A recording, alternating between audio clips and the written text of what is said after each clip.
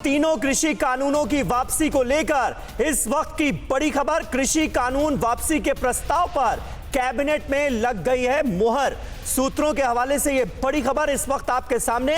प्रधानमंत्री नरेंद्र मोदी की अध्यक्षता में आज कैबिनेट की बैठक हुई। कैबिनेट से हरी झंडी मिलने के बाद अब संसद में पेश होगा तीनों कृषि कानूनों की वापसी का विधेयक। पीएम मोदी ने किया था कृषि कानूनों को रद्द करने का ऐलान।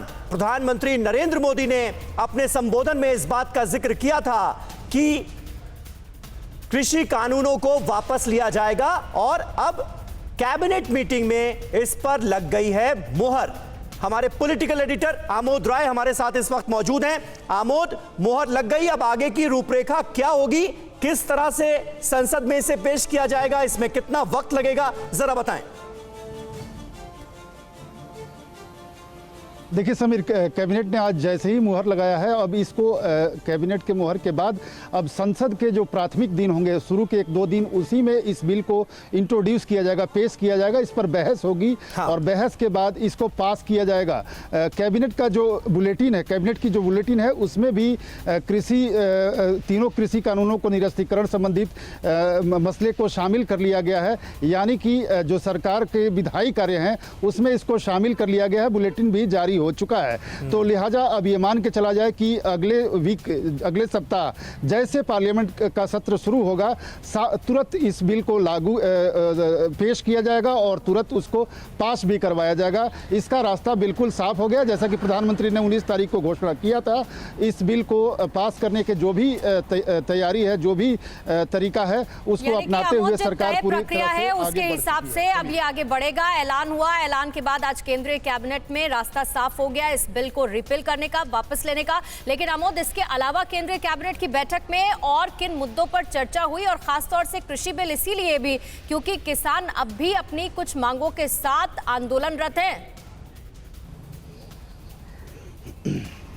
देखिए, आज जो सूत्र बताते हैं, कैबिनेट में कुल 5 मसौदों पे चर्चा होनी थी, उसमें से एक ये भी था और इस पर इसके निरस्तीकरण से संबंधी जो फैसला है वो हो चुका है, इसकी जानकारी मिल रही है। लेकिन इसके अलावा ये भी बताया जा रहा है कि क्रिप्टो करेंसी जैसे महत्वपूर्ण विषय को भी आज कैबिनेट में लिया जाना था। उस पर क्या फैसला हुआ है अभी इसकी जानकारी नहीं मिल रही है, लेकिन सूत्र बता रहे हैं कि उस पर भी चर्चा आज की बैठक में हुई है। लेकिन इसके अलावा कृषि से जुड़ा एक और कोई मसौदा था जो कैबिनेट के सामने आज था। वो क्या था? एमएसपी संबंधित था या कुछ और था? इसकी अभी जानकारी नहीं मिल पाई है।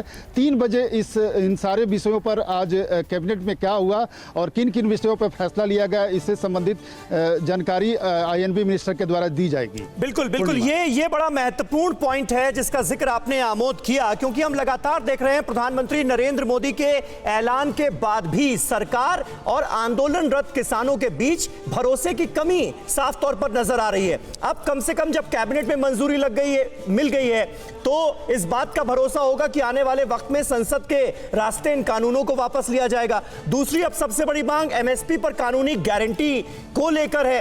किसान उसकी भी डिमांड कर रहे हैं, तो क्या उस पर भी एक तरह की रजामंदी लेने की कोशिश की गई है? इस मीटिंग में उस पर भी चर्चा हुई है? आने वाले वक्त में क्या यह मांग भी मानी जा सकती है? क्या रुख नजर आ रहा है सरकार का?